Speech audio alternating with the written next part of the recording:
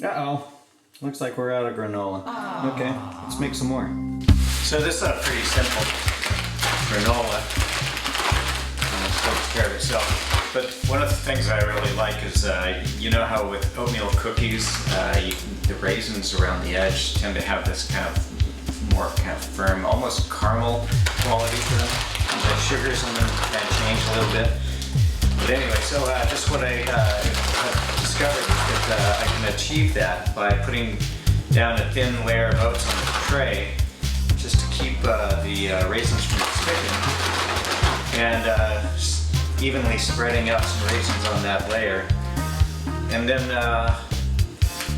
piling up the rest of the oats that I'm going to roast over top of it. And somehow that just, it holds enough of the moisture in that they just don't get, like turn into little pebbles. And the sugars, they change, they kind of caramelize. So I'm going to chop some apricots and add it to this before I do the berry layer. So, there we go with the apricots. Just whip them up into pieces that are about 1/4 inch wide. Just to scatter them. Nice thin layer across the bed there. And then let's go ahead and finish off the process.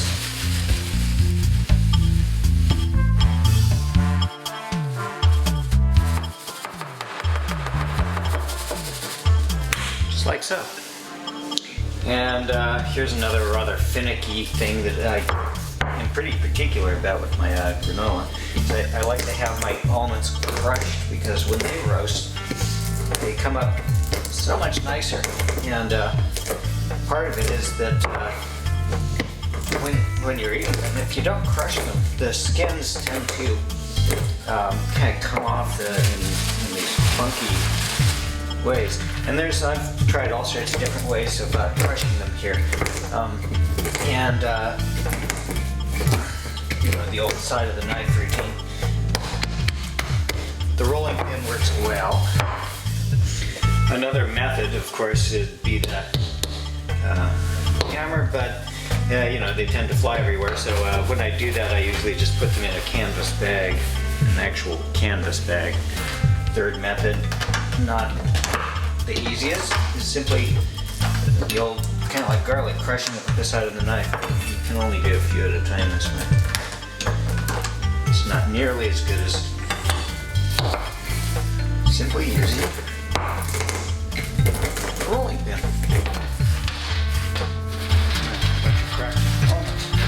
And of course, they're the toughest part of the whole thing. The walnuts will be much easier, so much softer. And I don't want to get these too broken down, let them just moderately crush. Add in the sunflower seeds. Ratio-wise, I probably go heaviest on the almonds, second on the walnuts, third with the sunflower seeds. These are really good for you, but I don't like it to be too heavy on the pumpkin seeds. Easy to overweight the granola for its pumpkin seeds. So I like to roast them at 212 boiling. And I just set this thing up and go off for the day on it, so I'll just hit cook time and I'll just set it to turn off.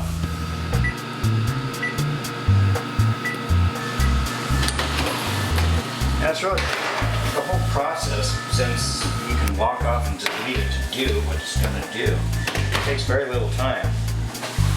Just crushing the almonds is the most time-consuming part of it.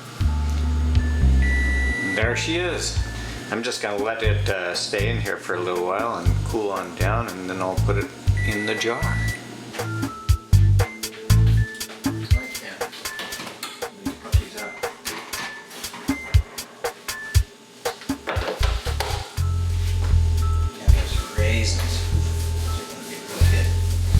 Off a little bit before they go in the jar.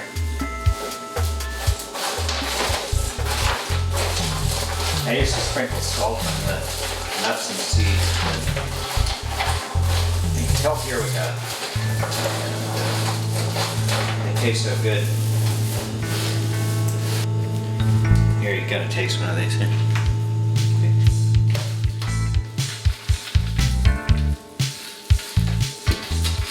Even the powdery, fine, almost floury parts of the nut meat ends up being a nice component.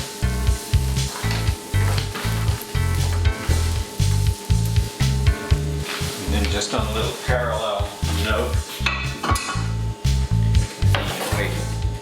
get that into there. Card, do a little airplane funnel. So dip.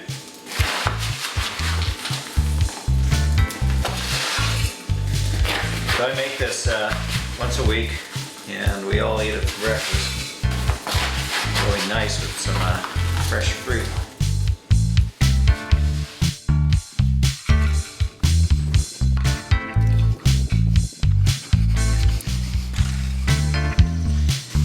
And of course, a couple of nice little fresh strawberries would be lovely. And let's get the one that's hiding down in there.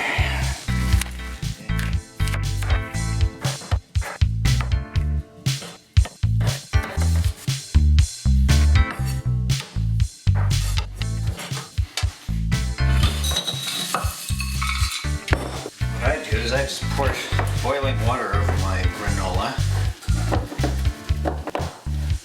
By the time I finish making my coffee, perfect. The way that I most prefer to start my day. Well, give it a try. See what you think. Nuts are nice and crisp, even after having boiling water dumped on them.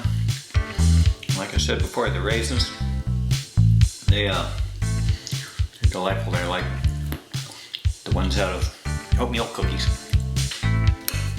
So recap, rolled oats, almonds, walnuts, sunflower seeds, pumpkin seeds, raisins, and apricots.